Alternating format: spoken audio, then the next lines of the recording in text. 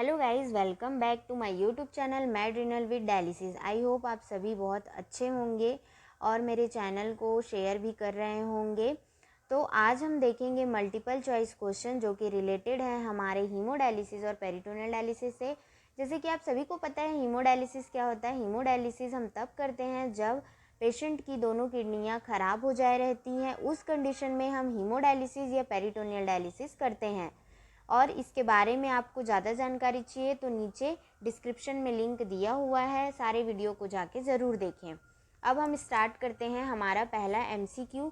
ये questions railway के exams and और कोई भी कॉम्पिटिटिव एग्ज़ाम में पूछे जा सकते हैं।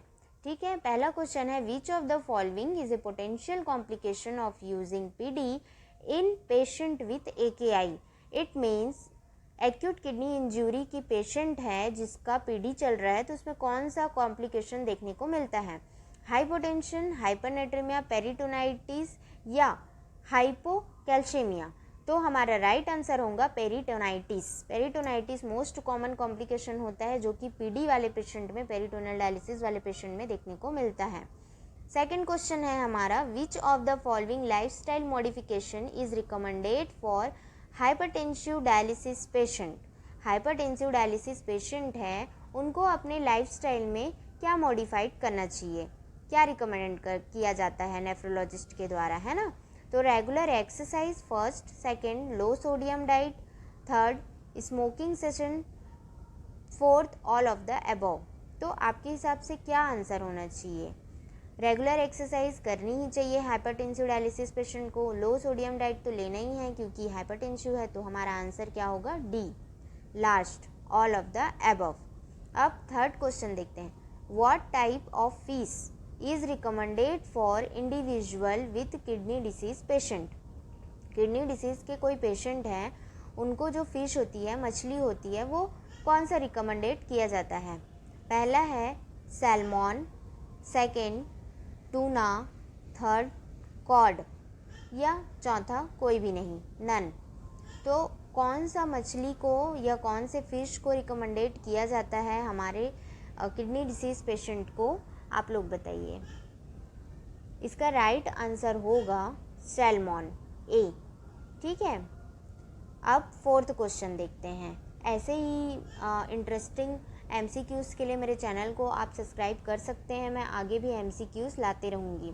What is the plasmapheresis. Plasmapheresis भी एक प्रकार का डायलिसिस होता है। तो ये क्या होता है?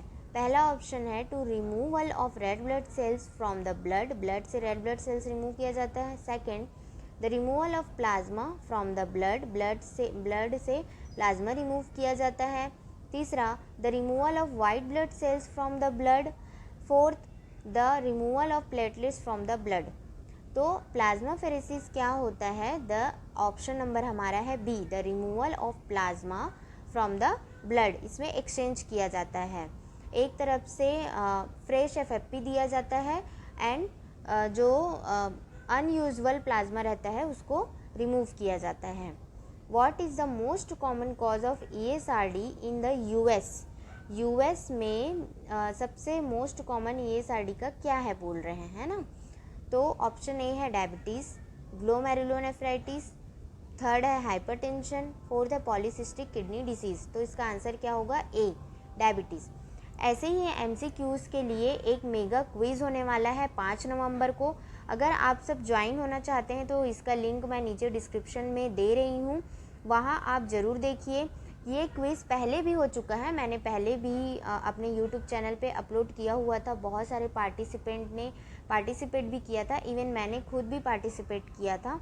बहुत अच्छे क्वेश्चंस होते हैं आपके प्रैक्टिस के लिए, बहुत अच्छी चीज़ है ये, आप इसमें ज़रूर पार्टिसिपेट करिए।